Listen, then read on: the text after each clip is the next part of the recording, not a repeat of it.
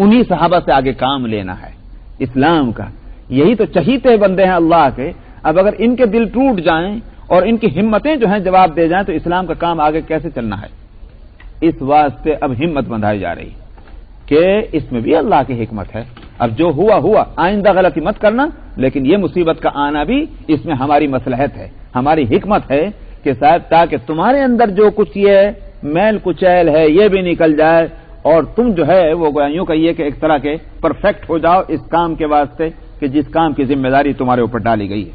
اس لیے یہاں فرمایا کہ وما اصابکم یوم التقى الجمعان، جس دن دو لشکروں کا آمنا سامنا ہوا تو جو تم کو مصیبت پہنچی وہ اللہ کے حکم سے اور اجازت سے، اور تاکہ اللہ جان لے ایمان والوں کو کہ کون ہے صحیح معنی میں مومن اور کون ہے خالی زبانی جمع خرچ کرنے والے.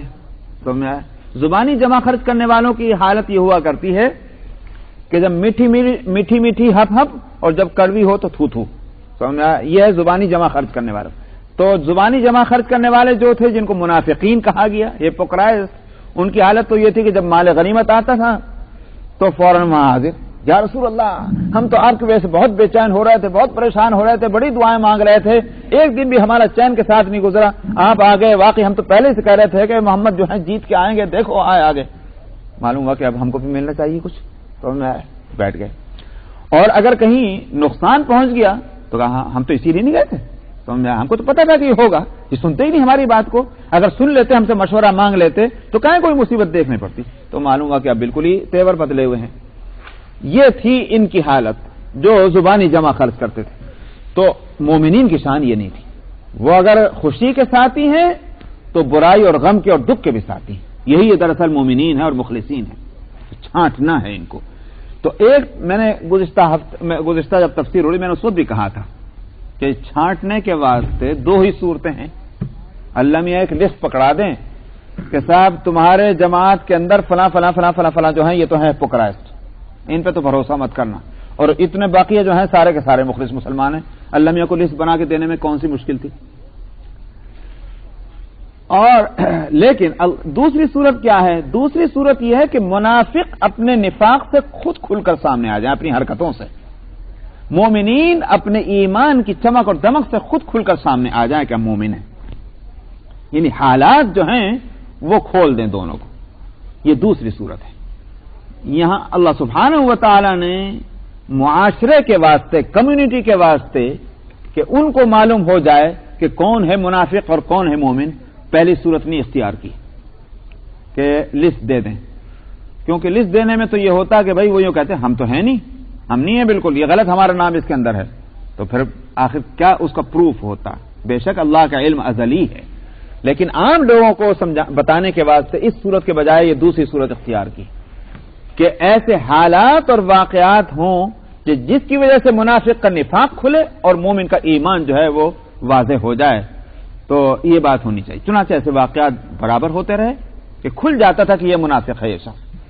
تو اس لیے یہاں اس کو کہا اگرچہ اللہ سبحانہ و تعالی نے پہلی صورت بھی اختیار کی، لسٹ دے دی، لیکن وہ لسٹ عام لوگوں کے لیے نہیں تھی، نبی کریم صلی اللہ علیہ وسلم کے لیے تھی.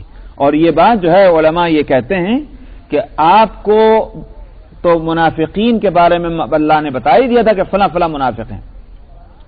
صحابہ کو نہیں معلوم تھا، لیکن خیال یہ ہے، صحابہ کا وہ بھی خیال یہ تھا، یہ میرا خیال نہیں، یہ کسی اور کا خیال نہیں، صحابہ کا بھی خیال یہ تھا کہ نبی کریم صلی اللہ علیہ وسلم نے اس فہرست سے مطلع کیا ہوا تھا حضرت حذیفہ رضی اللہ عنہ کو، جن کو صاحب سر کہا جاتا کہ وہ آپ کے رازدار ہیں، سیکرٹس آپ کے ان کو معلوم تھے، صاحب السر ان کو کہتے تھے. اسی واسطے حضرت عمر رضی اللہ عنہ اپنے خلافت کے زمانے میں حضرت حذیفہ رضی اللہ عنہ سے بلا کر ان سے کہا تنہائی میں، اور ان سے کہا کہ تم صاحب سر ہو رسول اللہ صلی اللہ علیہ وسلم کے، میں تمہیں اللہ کا واسطہ دے کر یہ بات پوچھنا چاہتا ہوں کہ تم یہ بتاؤ کہ وہ لسٹ اور فہرست جو تمہارے علم ہے منافقین کی، اس میں میرا نام تو نہیں ہے.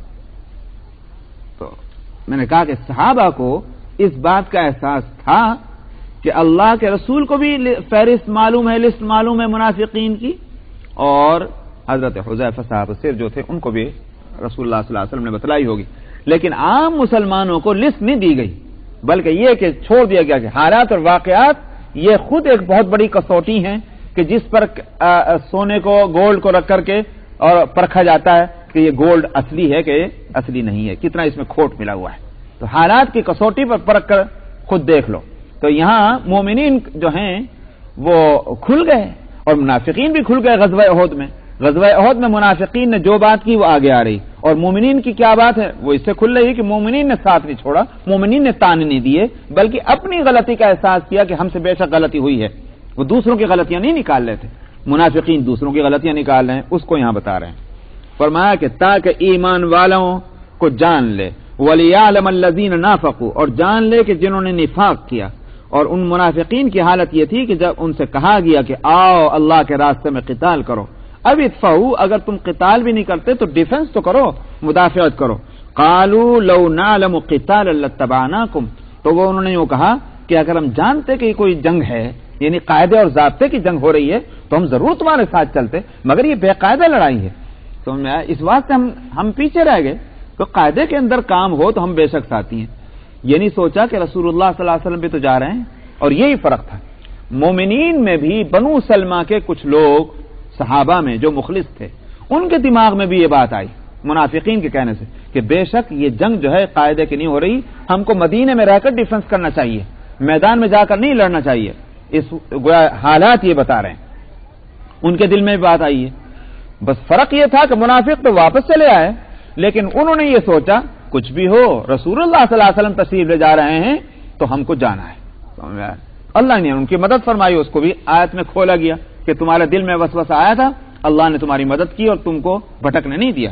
تو چونکہ مخلص مسلمان تھے اللہ نے مدد کی، بھٹکے نہیں، لیکن یہ منافق تھے بھٹک گئے۔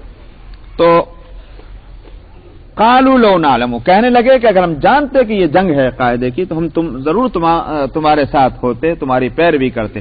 فرمایا ہم للکفر یومئذ اقرب منہم للایمان، یہ منافقین جو ہیں ایسا کہنے والے اس دن جس روز انہوں نے یہ بات کہی، اس دن یہ ایمان کی بنسبت کفر سے زیادہ قریب ہو گئے۔ یہاں ایک سوال اٹھتا ہے، غور سے سنیں، اور سوال یہ کہ یہاں یہ کہا گیا ہے کہ وہ ایمان کی بنسبت کفر سے قریب ہو گئے، اس کا مطلب یہ کہ ایمان تھا ان میں، اور وہاں کہا گیا کہ منافق ہیں، اور منافق کس کو کہتے ہیں؟ منافق اس کو کہتے ہیں کہ جو مومن نہ ہو، ایمان اندر ہوتا ہے، ایمان جس کے اندر نہیں ہے وہ صرف شو کر رہا ہے کہ میں مومن ہوں، لیکن مومن نہیں ہے، وہ ہے منافق۔ تو جب وہ مومن ہے ہی نہیں تو کیسے کہا جا رہا ہے کہ یہ ایمان کی بنسبت کفر سے زیادہ قریب ہو گئے، جب ایمان ہے ہی نہیں وہاں؟ تو اس کے دو جواب ہیں۔ ایک جواب تو یہ ہے کہ بے شک مومن تو نہیں تھے، مگر ظاہر تو کر رہے تھے کہ مومن ہیں۔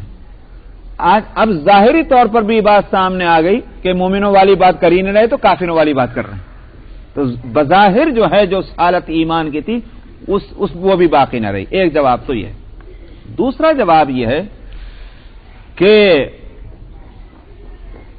اصل میں دنیا میں ہر انسان جو پیدا ہوتا ہے، ہم میں اور غیروں میں عقیدے کے لحاظ سے ایک فرق ہے۔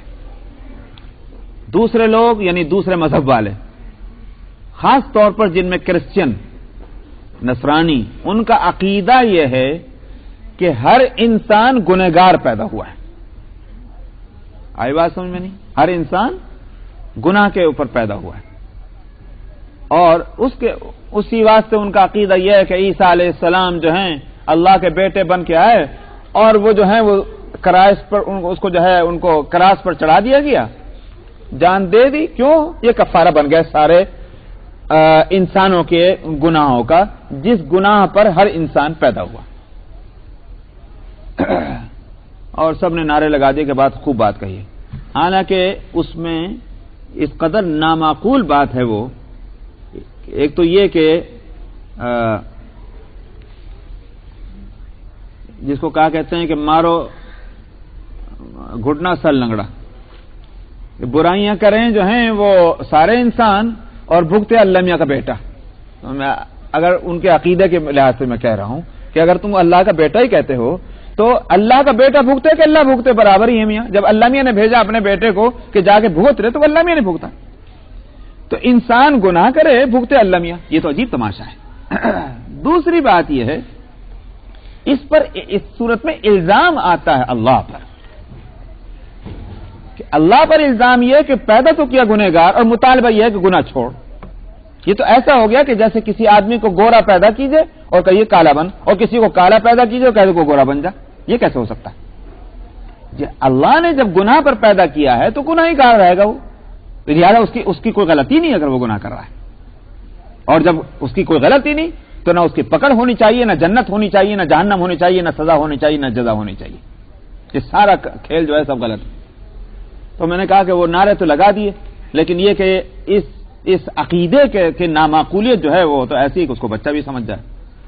تو بہرحال میں نے کہا کہ دوسروں کے عقیدے تو یہ ہیں، لیکن جو اللہ کا دین ہے صاف ستھرا جس کے اندر کوئی گڑبڑ نہیں ہے، اس دین کے اندر یہ بات کیسے ہو سکتی ہے؟ اس دین میں اس کے برعکس جو بات ہے وہ یہ کہ ہر انسان صاف ستھرا پیدا ہوا ہے، گناہ پر نہیں پیدا ہوا، اطاعت پر پیدا ہوا ہے. عجیب تماشا ہے کہ یہ زمین اور آسمان اس کو اللہ سبحانہ و تعالی نے فرما بردار بنایا ہے پیدائشی یعنی تخلیق کے لحاظ، جو کہ سورہ الدخان میں فرمایا ثم استوى الى السماء وهي دخان فقال لها وللارض ائتيا طوعا او كرها قالتا اتينا طائعين. کہ اللہ سبحانہ و تعالی نے آسمان اور زمین پیدا کر کے اور پھر اللہ نے آسمان اور زمینوں کو خطاب کر کے فرمایا تم کو فرما برداری کرنی ہے، حکم کی تعمیل کرنی ہے، چاہے اپنی خوشی سے اور چاہے مجبوری سے، یعنی محکوم بن کر لو اور چاہے یوں کہیے کہ اپنی خوش دلی سے کر لو. قالتا اتینا طائعین، زمین اور آسمانوں نے سب نے یوں کہا خداوندہ ہم تو حاضر ہیں اور خوشی کے ساتھ مطیع اور فرما بردار، زبردستی بننے کا کوئی مطلب ہی نہیں. ہم پیدا کیے گئے ہیں، مخلوق ہیں، آپ ہمارے خالق ہیں، ہمارے مالک ہیں، خوشی سے ہم کو اطاعت کرنی. تو جب یہ اطاعت فطرتاً نیچرلی اور طبعی طور پر زمین اور آسمان کے اندر ہے تو یہ زمین اور آسمان جس کے لیے پیدا کی گئی یہ حضرت انسان کو اللہ میاں جو ہے وہ گنہگار نافرمان پیدا کرے گی. یہ تو عجیب تماشا ہے. اس لیے اللہ کے جو صحیح دین ہے اس کے اندر کیا بات ہے؟ آپ نے فرمایا نبی کریم صلی اللہ علیہ وسلم نے کل مولود یولد علی الفطرہ ثم ابواہ یہودانہ ویمجسانہ وینصرانہ او کما قال صلی اللہ علیہ وسلم. فرمایا ہر پیدا ہونے والا بچہ جو ہے وہ فطرت پر پیدا ہوتا ہے، اور فطرت جو ہے وہ صاف ستھری چیز کا نام ہے جس میں کوئی داغ دھبا نہیں ہے. اسی لیے اسلام جس کو دین فطرت کہا جاتا ہے تو فطرت اللہ التی فطر الناس علیہا قرآن شریف میں کہا گیا، تو اس دین فطرت پر اسلام وہ جو ہے ہر پیدا ہونے والا پیدا ہوا، چاہے تو وہ کافر کے گھر میں پیدا ہو رہا ہے، ہندو کے یا نصرانی کے یا یہودی کے، یا ایک مسلمان کے گھر میں پیدا ہو رہا ہے. پیدا ہونے کے لحاظ سے ہر بچہ، دنیا میں آنے والا ہر انسان وہ دین فطرت پر اور دین اسلام پر پیدا ہوا ہے. اس کے اندر ایمان موجود ہے، یہ ایمان کی صلاحیت موجود ہے. ثم ابواہ، پھر اس کو ماں باپ، اس کے جو ہے ماحول اور انوائرمنٹ اور گرد و پیش جو کچھ ہے وہ اس کو یہودی بنا دے، مجوسی بنا دے، نصرانی بنا دے، اس دین فطرت سے ہٹانے والے وہ ہوتے ہیں. سمجھا؟ اللہ نے نہیں بنایا اس کو. یہ ہے تو معلوم ہوا کہ ہر انسان میں فطری طور پر نیچرلی جو ہے وہ پیدائشی وہ ایمان ہے. اس ایمان کو اگر وہ چاہے تو اگر اس کو ماحول صحیح مل گیا، تربیت صحیح مل گئی، تعلیم صحیح مل گئی، وہی صلاحیت جو ہے وہ اجاگر ہوتی چلی جاتی ہے اور اس کا ایمان جو ہے وہ اس کی طاقت اور قوت بڑھتی چلی جاتی ہے، پروان ہوتا چلا جاتا ہے. اور اگر مخالف ماحول مل جائے تو ظاہر ہے کہ وہ تو اس کی مثال ایسی ہے کہ جیسے مثال کے طور پر میں نے کئی دفعہ اس کی مثال دی کہ آپ کوئی پلانٹ لے کر آئیں، سمجھ میں آیا، خوبصورت سا پھول والا آپ پلانٹ لے کر آئیں. اب اگر آپ اس کو باقی رکھنا چاہتے ہیں اور چاہتے ہیں کہ یہ بڑھے اور یہ بہار دکھائے تو اس کے لیے یہ ہے کہ آپ اس کو پانی بھی وقت پہ دیں، اس کو جو ہے سن لائٹ بھی برابر ملے، اس کو فوڈ بھی برابر ملے، سارا انوائرمنٹ اس کے فیملیئر ہو، اب جو ہے وہ بڑھے گا بے شک۔ لیکن اگر آپ ان ساری چیزوں سے اس کو روک کر کے اس وقت پیالہ ڈھک دیں، برتن ڈھک دیں، نہ اس کو پانی دے رہے ہیں، نہ اس کو سن لائٹ مل رہی، نہ اس کو فوڈ مل رہا ہے، تو وہ جو چند پتیاں اس کے اندر تھیں، ایک آدھ پھول جو لگا ہوا تھا وہ بھی جائے گا، سمجھ میں آیا، وہ بھی مر جائے گا۔ یہی صورت ہے ایمان کی۔ اور یہ مثال جو میں دے رہا ہوں، یہ مثال قرآن شریف سے لی گئی ہے۔ قرآن شریف میں بھی کہا گیا مثل کلمۃ طیبۃ کشجرۃ طیبۃ اصلها ثابت وفرعها فی السماء تؤتی اکلها کل حین باذن ربها ویضرب اللہ الامثال للناس لعلهم یتذکرون۔ فرمایا کہ مثال کلمہ طیبہ کی، وہ کلمہ طیبہ سے مراد ظاہر ہے کہ لا الہ الا اللہ محمد رسول اللہ، اور لا الہ الا اللہ محمد رسول اللہ کا مطلب ایمان ہے۔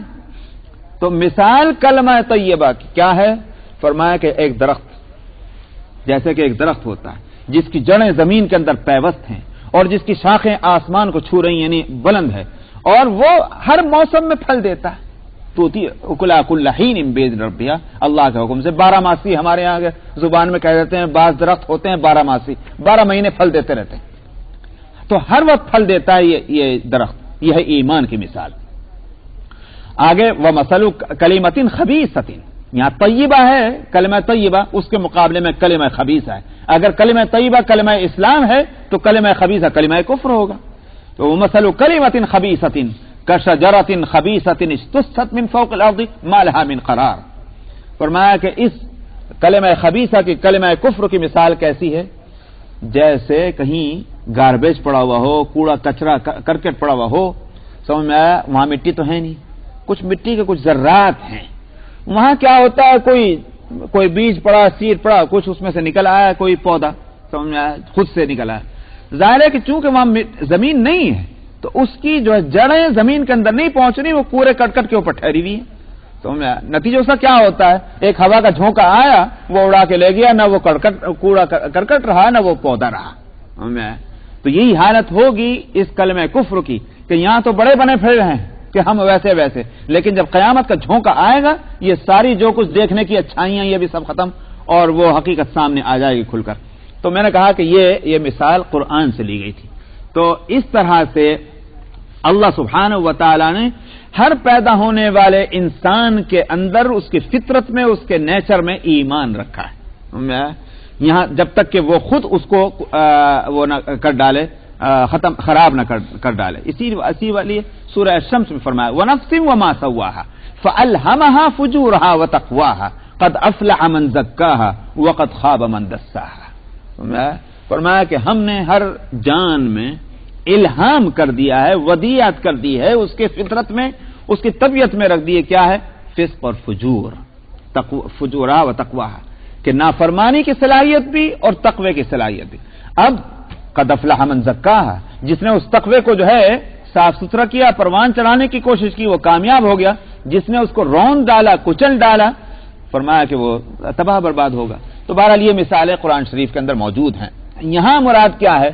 مراد یہ ہے کہ یہ منافق بھی فطری طور پر تو اس کے اندر ایمان موجود تھا، لیکن اس نے اپنی حرکتوں سے کیا کیا، اس فطری ایمان کو بھی جو ہے ختم ہو کے اب کفر ہی کی طرف چل پڑا۔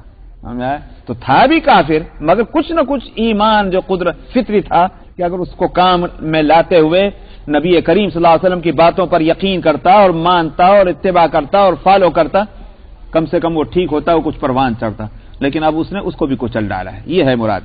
ہم للکفر یومئذ اقرب منہم للایمان، اس دن وہ کفر سے زیادہ قریب ہو گئے بنسبت ایمان کے۔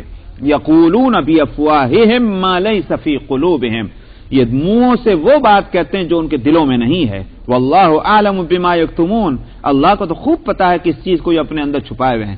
یعنی ان کا یہ کہنا کہ صاحب کوئی جنگ تھوڑی قاعدے کی تھی، اگر جنگ قاعدے کی ہوتے ہم ضرور آتے، یہ دراصل منہ سے کہہ رہے ہیں، یہ دل میں یہ بات، اور دل میں یہ نہیں ہے، دل میں تو یہ ہے کہیں کو جانا میاں، مصیبت کہیں کو مول لینا، مرنے تو ان کو جا کر کے، تو یہ تھی اصل میں تو ان کو جان پیاری ہے، نہ اللہ سے محبت ہے، نہ اللہ کے رسول سے محبت ہے، نہ دین سے محبت ہے، نہ ایمان سے ان کو کوئی تعلق ہے، مگر کہہ رہے ہیں دوسری بات، حقیقت میں ہے کچھ اور، مگر اللہ سے نہیں چھپ سکتی ان کی حقیقت۔ الذین قالوا لاخوانہم وقعدوا لو اطاعونا ما قتلوا، یہ وہ لوگ ہیں کہ جنہوں نے اپنے بھائیوں سے یوں کہا، یہاں بھائیوں سے مراد مومنین، ان بھائیوں سے یوں کہا کہ اگر یہ بیٹھ جاتے گھر میں اور ہماری اطاعت کر لیتے، ہماری بات مان لیتے، یہ بھی قتل نہ ہوتے۔ جا کے وہاں 70 جو ہیں مدینے کے لوگ مر گئے ہیں، ان کے بقول غزوہ احد میں، کہیں تو مرتے اگر ہماری بات مان لیتے، ہماری طرح گھر میں بیٹھ جاتے۔ قل فادرؤوا عن انفسکم الموت ان کنتم صادقین، آپ کہہ دیجئے اوہو یہاں مرنے سے بچ گئے تو کیا پھر بکری کی ماں کب تک خیر منائے گی جی؟ آج بچ گئے تو کل کو نہیں پھنسیں گے؟ تو فرمایا کہ آپ کہہ دیجئے کہ اپنے آپ سے تم موت کو ہٹا لو اگر تم سچے ہو، کب تک تم بچے رہو گے؟ آج نہیں آئی کل کو موت آنی ہے، موت تو آ کے رہے گی، اس واسطے جو چیز آنی ہے اس کے لیے یہ کہنا کہ صاحب ہم بہت کامیاب ہیں کہ ہم بچ گئے، یہ کون سی کامیابی ہے؟ وَلَا تَحْسَبَنَّ الَّذِينَ قُتِلُوا فِي سَبِيلِ اللَّهِ أَمْوَاتًا، یہاں دوسری ایک اور بات اس سے آگے بڑھ کر کہی جا رہی، فرماتے ہیں کہ مرنا تو برحق ہے میاں، سمجھ میں آیا؟ آج مرو کہ کل مرو، ہمیشہ تو کسی کو رہنا نہیں ہے، دیکھنا یہ مرنا کیسے ہے، یہ ہے اصل بات۔ بعض مرنا ایسا ہوتا ہے کہ وہ کہا جائے کہ اچھا ہوا مر گیا، خس کم جہاں پاک، اور بعض کا مرنا ایسا ہے کہ اس پر 1000 زندگیاں قربان ہیں، بعض مرنا ایسا ہوتا ہے۔ اس لیے فرماتے ہیں کہ نہ خیال کرو تم ان کو کہ جو اللہ کے راستے میں مارے گئے ہیں کہ وہ مردہ ہیں، امواتن بل احیاء، بلکہ وہ زندہ ہیں اپنے رب کے پاس اور ان کو رزق دیا جا رہا ہے۔ تو رزق جو ہے وہ مردہ کو چاہیے کہ زندہ کو چاہیے؟ معلوم زندہ کو چاہیے، زندگی کے تقاضوں میں سے یا زندگی کے لوازمات میں سے رزق بھی ہے، تو ان کو رزق دیا جاتا کا مطلب یہ کہ وہ زندہ ہیں، مرے نہیں۔ امواتن بل احیاء عند ربهم یرزقون فرحین بما آتاہم اللہ من فضلہ، وہ خوش ہیں ان نعمتوں پر کہ جو اللہ سبحانہ و تعالی نے ان کو اپنی فضل سے دے رکھی ہے، جو نعمتیں، اور وَيَسْتَبْشِرُونَ بِالَّذِينَ لَمْ يَلْحَقُوا، اور وہ خوشخبری حاصل کرتے ہیں ان لوگوں کے تعلق سے جو ابھی ان سے نہیں ملے ہیں، یعنی مطلب دنیا میں ابھی ہیں، کہ اللہ خوف علیہم ولا هم يحزنون، کہ نہ ان کو کسی طرح کا خوف نہ ان کو کوئی غم۔ یہاں مسئلہ یہ ہے کہ صاحب جو اللہ کے راستے میں جن کی جان گئی ہے ان کو کہا جا رہا ہے کہ وہ مردہ نہیں زندہ ہے، اس کے معنی کیا ہوئے؟ ہم تو یہ دیکھتے ہیں کہ بھئی جان بھی نکل گئی تھی اور صاحب ان کو قبر میں بھی جا کے لٹا دیا گیا، نہ ان کو بولتے دیکھا، نہ چلتے دیکھا، نہ پھرتے دیکھا، نہ آنکھ کھولتے دیکھا، جیسے اور مرنے والے ان کی جو حالت ہوتی وہی ان کی ہے، تو پھر آخر ان کو کس لحاظ سے زندہ کہا جا رہا ہے؟ ایک تو یہ، دوسری ایک اور بات یہ ہے کہ ایک حدیث میں نبی کریم صلی اللہ علیہ وسلم نے فرمایا ان اللہ حرم علی الارض ان تأکل اجساد الانبیاء، اللہ نے زمین پر حرام کر دیا ہے کہ وہ انبیاء کے جسم کو کھائے، تو ان کے جسم مبارک جو ہیں وہ اپنی اپنی قبروں کے اندر محفوظ و سلامت ہے۔ ایک اور حدیث میں آپ نے فرمایا نحن معشر الانبیاء نحن احیاء یرزقون ویصلون، آپ نے فرمایا کہ ہم جو انبیاء کی جماعت ہیں وہ زندہ رہتے ہیں اپنی قبروں میں اور ان کو رزق بھی دیا جاتا ہے اور وہ نمازیں بھی پڑھتے ہیں، یہ آپ کی حدیث میں۔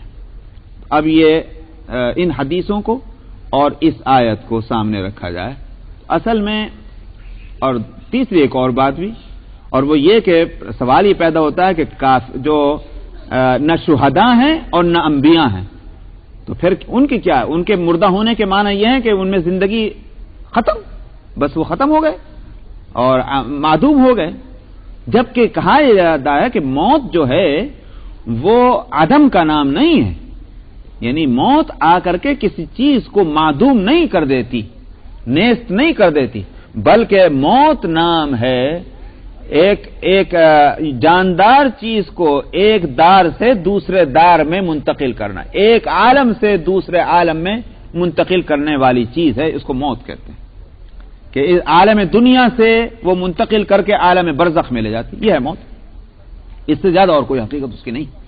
तो इस वास्ते जब यह है तो इसका मतलब यह हुआ कि काफिर भी नहीं मारा, मोमिन भी नहीं मारा, शहीद भी नहीं मारा, और इसी तरह से अंबिया अलैहिमुस्सलातु वस्सलाम भी वह यूं कहिए कि उनको भी अमवात नहीं कहा गया। तो फिर आखिर फर्क है तो क्या है? तो ये एक मसला है और 1 मिनट में तो ये मसला नहीं निपटेगा इंशाअल्लाह। इसको मुझे आइंदा हफ्ते तो है ना भाई, तो आइंदा हफ्ते इंशाअल्लाह इस मजमून को पूरा करूंगा अल्लाह चाहे तो। व आखिरु दावाना अल्हम्दुलिल्लाहि रब्बिल आलमीन। आल इमरान आयत नंबर 169 169।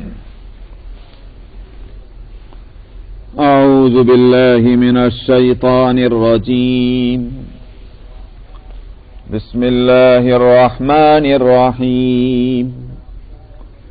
वला तहसबन्नल्लज़ीन क़ुतिलू फ़ी सबीलिल्लाहि अम्वाता बल अह्याउन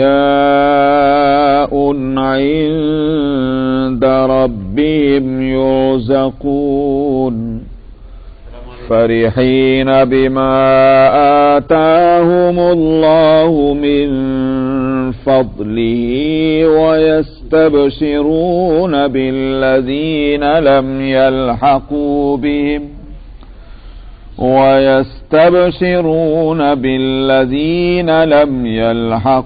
बिहिम मिन खल्फ़िहिम अल्ला खौफ़ुन अलैहिम वला हुम यहज़नून।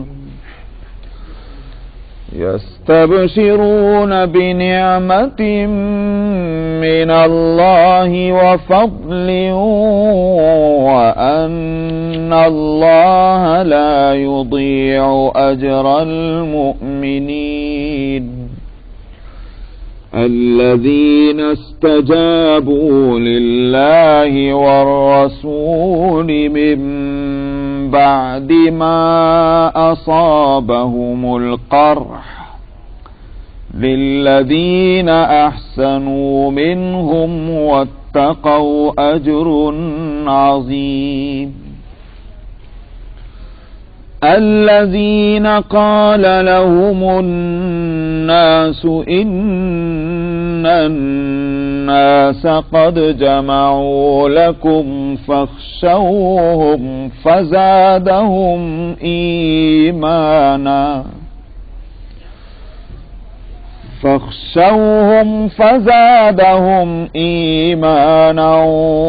وقالوا حسبنا الله ونعم الوكيل. فانقلبوا بنعمة من الله وفضل لم يمسسهم سوء واتبعوا رضوان الله والله ذو فضل عظيم. إنما ذلكم الشيطان يخوف أولياءه فلا تخافوهم وخافون إن كنتم مؤمنين. ولا يحزنك الذين يسارعون في الكفر إنهم لن يضروا الله شيئا يريد الله ألا يجعل لهم حظا في الآخرة ولهم عذاب عظيم. إن الذين اشتروا الكفر بالإيمان لن يضروا الله شيئا ولهم عذاب أليم. ولا يحسبن الذين كفروا إنما نملي لهم خير لأنفسهم إنما نملي لهم ليزدادوا إثما ولهم عذاب مهين ما كان الله ليذر المؤمنين على ما أنتم عليه حتى يميز الخبيث من الطيب وما كان الله ليطلعكم على الغيب ولكن الله يجتبي من رسله من يشاء فآمنوا بالله ورسله وإن تؤمنوا وتتقوا فلكم أجر عظيم صدق الله العظيم.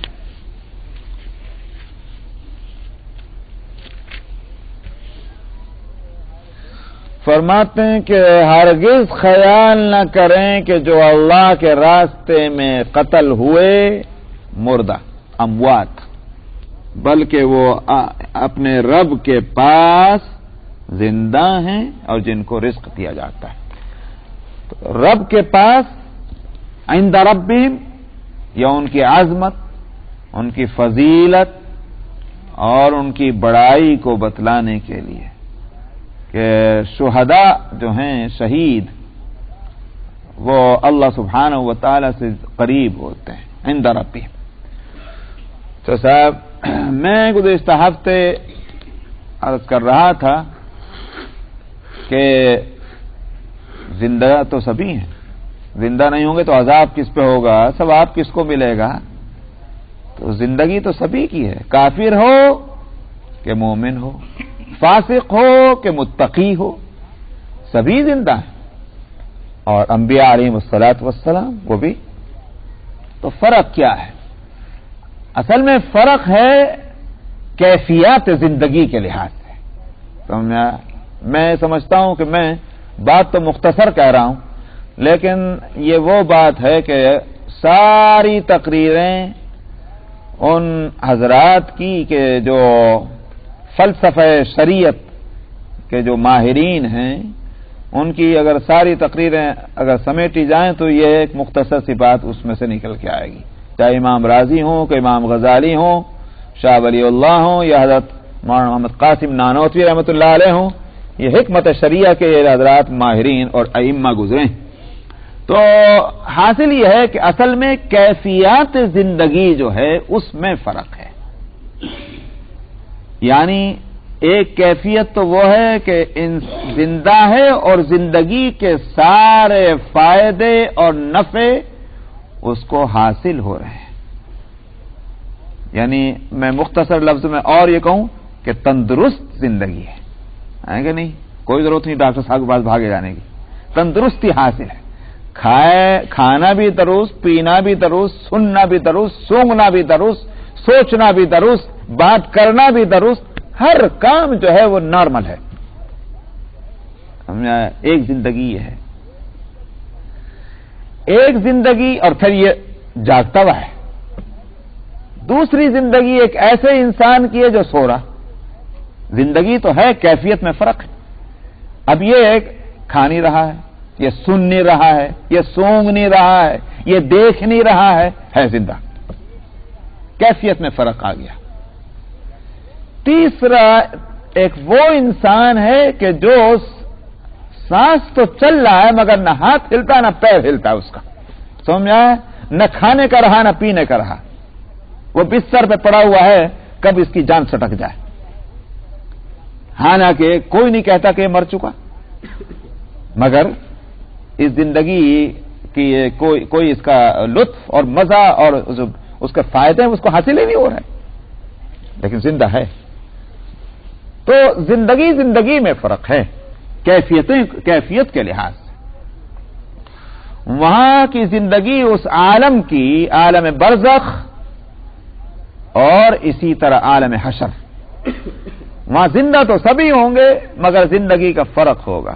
دیکھیے کفار کے واسطے جو جہنم میں ہوں گے اور ان کے ظاہر ہے کہ اس کیفیت کی ابتدا قبر سے ہی ہو جائے گی، عالم برزخ میں پہنچنے کے ساتھ ہی وہیں سے شروع ہو جائے گا ان کا وہ سلسلہ۔ ان کے لیے قرآن حکیم نے کیا لفظ فرمایا؟ لا يموت فیہا ولا یحیا۔ وہ تمنا بھی کریں گے ارے ہماری موت آ جائے، ہم مر جائیں، کہا جائے گا اب تم کو موت بھی نہیں آئے گی۔ تو وہ زندگی ایسی ہے کہ اس میں زندگی کا کوئی لطف نہیں مل رہا ہے۔ وہ کہیں گے پھر کیا فائدہ ہے ہمارے ایسے جینے کا کہ جس میں ہم جینے کا کوئی فائدہ نہیں اٹھا پا رہے ہیں، اسے تو مر جائیں۔ کہا جائے گا نہیں، مرنے بھی نہیں دیں گے۔ اسی واسطے یہ جسم جو ہے انسان کا، جہنم میں جو بھی جسم ہوگا وہ جلے گا، جل کر کوئلہ بن جائے گا سیکنڈوں کے اندر، لیکن پھر نیکسٹ اگلے سیکنڈ کے اندر پھر وہ ہرا ہو جائے گا۔ سمجھا؟ تو اس وقت کہے گا کہ میں مر کیوں نہیں جاتا؟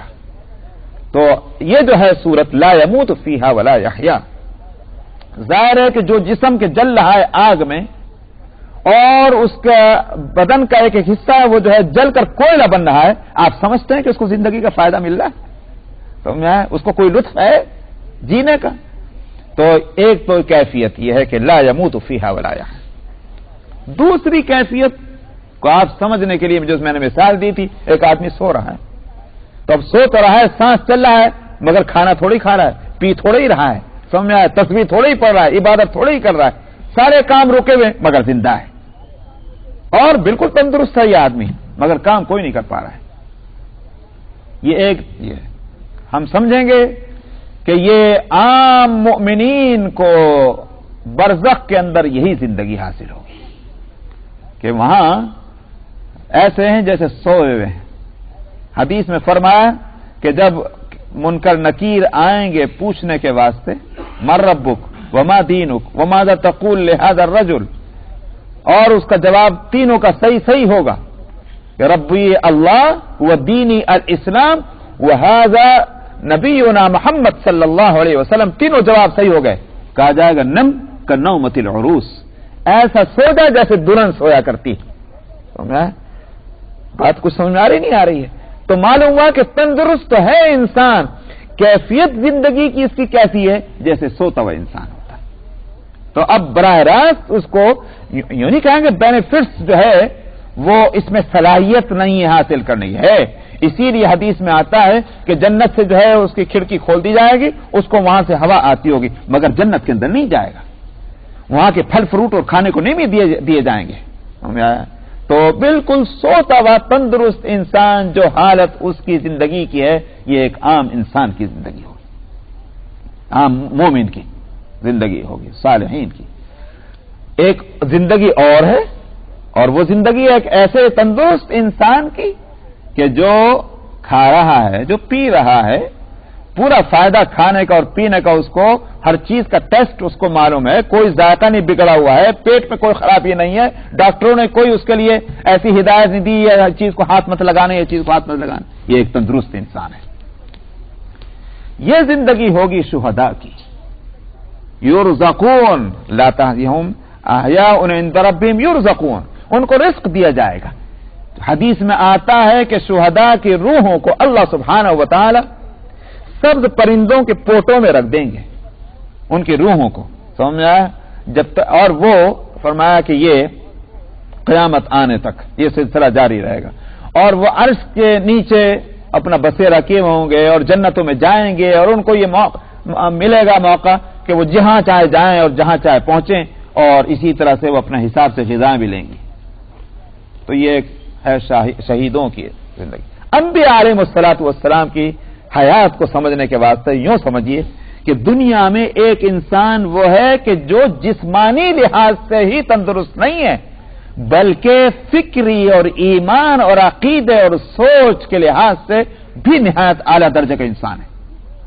وہ کیا ہے کہ صاحب اللہ کی عبادتوں میں، اللہ کے ذکر میں، اللہ کے فکر کے اندر، ان ساری چیزوں کے اندر بھی اپنے اوقات زندگی کو وہ لگا رہا ہے، اور یہی دراصل اس کی غذا بن چکا ہے۔ دنیا میں یہی اس کی غذا ہے. دیکھا آپ نے بعض لوگوں کو، جس طرح ہمارے جیسے انسان کو وقت پہ پان نہ ملے، سگریٹ نہ ملے، چائے نہ ملے تو سر میں درد ہو جاتا. لیکن کچھ لوگ اس دنیا میں اور اس سرزمین پہ ایسے بھی ہیں، اور انہی کی وجہ سے یہ زمین اور آسمان قائم ہے جب تک اللہ نے چاہا ہے، کہ ان کے سر میں درد اس وقت ہوتا ہے کہ جب ان کے معمول جو ہے ذکر اور شغل کا اور عبادتوں کا اس میں کوئی فرق آ جائے. ان کی غذا وہی الا بذکر اللہ تطمئن القلوب، اطمینان قلب ان کو جبھی تو ملے گا جب ان کی روح کو غذا مل جائے، اور ان کے روح جو ہے، ان کی روح وہ عادی ہو گئی اس غذا کو لینے کی جو غذا اللہ نے اس کے لیے مقرر کی تھی. تو یہ تندرست انسان ہے ہر لحاظ سے، جسم کے لحاظ سے بھی، روح کے لحاظ سے بھی. اس کے جسم کو غذا چاہیے، کھانا اور پینا اور وغیرہ وغیرہ، اور اس کی روح کو بھی غذا چاہیے. یہ جسم کو بھی برابر غذا دیتا ہے، روح کو بھی برابر غذا دے رہا ہے. یہ انسان بڑے اعلیٰ قسم کا انسان ہے. انبیاء علیہ الصلوۃ والسلام کی زندگی یہاں بھی اعلیٰ تھی، سمجھ آئے؟ اعلیٰ تھی کہ نہیں تھی؟ جسمانی لحاظ سے بھی اور روحانی لحاظ سے بھی. جسمانی لحاظ سے تو قرآن نے کہا کہ یا ایھا الذین آمنوا لا تکونوا کالذین آذوا موسیٰ فبرأہ اللہ مما قالوا. موسیٰ علیہ الصلوۃ والسلام پر جسمانی عیب کا الزام لگایا تھا بنی اسرائیل نے کہ ان کے جسم کے اندر عیب ہے. اللہ سبحانہ و تعالی نے ان کی براءت ظاہر کر دی. نبی جو ہے وہ جسمانی عیب اس کے اندر نہیں ہوتا، کیونکہ عیب بہر صورت وہ چیز ہے کہ لوگ اس کی طرف راغب نہیں ہوتے. اگر نبی کے اندر کوئی عیب ایسا ہوا، چاہے جسم کے اندر ہو چاہے روح کے اندر ہو، کہ لوگ اس سے بتکیں، تو پھر نبوت کیسے چلے گی؟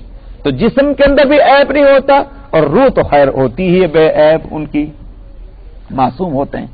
تو جس طرح دنیا میں ان کی زندگی جو ہے وہ ہر لحاظ سے ظاہری اور باطنی ہر لحاظ سے کامل اور مکمل، آخرت اور برزخ میں بھی ان کے ساتھ یہ معاملہ ہے. اس لیے کہا کہ شہداء کے ساتھ تو صرف یہ یرزقون، اور انبیاء کے ساتھ کیا ہے؟ یرزقون و یصلون. وہ وہاں اپنی قبروں کے اندر انبیاء علیہ الصلوۃ والسلام کی زندگی اس طرح سے ہے کہ وہ صرف ان کو رزق ہی نہیں دیا جاتا جس طرح شہداء کو ملتا ہے، بلکہ وہ عبادتیں بھی کر رہے ہیں. یصلون بھی کہا گیا کیونکہ روحانی غذا ان کی عبادت ہی تھی، اس سے بھی محروم نہیں کیا جائے گا. وہاں نمازیں بھی پڑھتے ہیں. تو یہ ہے سورت. اسی لیے نبی کریم صلی اللہ علیہ وسلم نے فرمایا تھا کہ جب درود شریف پڑھے کوئی شخص تو اللہ سبحانہ و تعالی نے ایک فرشتہ مقرر کیا ہے، وہ رائٹ اوے جو ہے آپ کی خدمت میں لے کر پہنچ جاتا ہے. لیکن جو صلاۃ اور سلام قبر مبارک پر پہنچ کر کے پڑھا جاتا ہے، یہ آپ کی خصوصیت ہے کہ اس کو آپ براہ راست سنتے ہیں. اور جو ہیں اموات، سننا تو ان کا بھی ہے. اسی لیے جب نبی کریم صلی اللہ علیہ وسلم غزوہ بدر میں جب آپ نے وہ لاشوں کو اکٹھا کروا کر اور دفن وفن کرایا، تو جو کافروں کی جو لاشیں تھیں ان کو ایک گڑھے میں ڈلوا دیا. اندھا کنواں جانتے ہیں آپ؟ اندھا کنواں کس کو کہتے ہیں؟ اندھا کنواں جس کا استعمال ختم ہو گیا ہو، اور وہ جنگلوں میں عام طور پر وہ ہوتے ہیں. ایک اندھا کنواں تھا وہاں بدر کے اندر، تو اس کے میں آپ نے ڈلوا دی وہ ساری لاشیں، کیونکہ وہ کنواں استعمال نہیں ہوتا تھا. تو آپ اس کے بعد اس گڑھے پر اور اس کنویں پر پہنچے جس میں لاشیں تھیں، اور آپ نے وہاں خطاب کر کے نام لے لے کر ان کا کہا کہ وجدنا ما وعدنا ربنا حقا فهل وجدتم ما وعد ربكم حقا. ہم سے ہمارے رب نے جو وعدہ کیا تھا وہ تو ہم نے برحق پا لیا، تم سے جو وعدہ تھا تم نے پا لیا؟ تو لوگوں نے عرض کیا یا رسول اللہ آپ کس کو سنا رہے ہیں؟ ان کو جو مر چکے ہیں گڑھے میں پڑے ہیں، آپ کس کو سنا رہے ہیں؟ کیا یہ سنتے ہیں؟ آپ نے فرمایا ہاں سنتے ہیں، اور تم سے زیادہ سن رہے ہیں. میں تم سے زیادہ، تم تو اپنے ان کانوں سے سن ہی رہے ہو جس میں شرطیں اور قیدیں ہیں. یہ مطلب ہے تم سے زیادہ کا، بلکہ مطلب یہ کہ اس میں تو شرطیں اور قیدیں ہیں، خاص فاصلے پر ہونا ہو، سمجھا دور نہ ہو، بہت نزدیک نہ ہو، وغیرہ وغیرہ. لیکن ان کو تو اللہ سبحانہ و تعالی اس طرح سنوا رہے ہیں کہ یہ ساری شرطیں اور قیدیں ہیں ہی نہیں. یہ مطلب ہے. تو سننا ہے. مگر ان کا سننا فرشتوں کے واسطے سے ہے. اسی لیے جب آپ قبرستان جاتے ہیں اور آپ کہتے ہیں السلام علیکم دار قوم مؤمنین انتم لنا سلف ونحن لکم خلف وإنا انشاء اللہ بکم للاحقون، تم پہ سلام ہو اے اس بستی کے اور اس جگہ کے رہنے والے کے جہاں ایمان والے ہیں، تم ہم سے پہلے چلے گئے، ہم تمہارے پیچھے پیچھے آنے والے ہیں، وَنَحْنُ لَكُمْ خَلَفٌ، اور انشاءاللہ ملیں گے جلدی آ کر تم سے. یہ ساری بات جو ہو رہی ہے اگر وہ پتھر بنے ہوئے ہوتے، جس طرح پتھر نہیں سنتے وہ بھی نہیں سن رہے ہیں، تو پھر کیا ضرورت تھی سارا کام کرانے کی؟ سلام بھی کرا رہے اور جناب پیغام بھی دلوا رہے، یہ سب کیوں؟ معلوم ہوا سلام بھی پہنچتا ہے اور یہ بات بھی پہنچتی ہے کہ صاحب جو آگے کہی گئی ہے. تو اوروں تک پہنچنا براہ راست نہیں، واسطہ ہے وہ ہے فرشتوں کا واسطہ. اللہ سبحانہ و تعالی نے یہ انتظام کر رکھا، ادھر سلام کرو اور ادھر جو ہے مردے تک فوراً ان کو پہنچا دیا جائے، یہ سلام فلانا تم کو کر رہا ہے. یہ اللہ نے انتظام کیا ہوا ہے. تو سننا تو ہے. رہ گئی وہ آیت انک لا تسمع الموتى،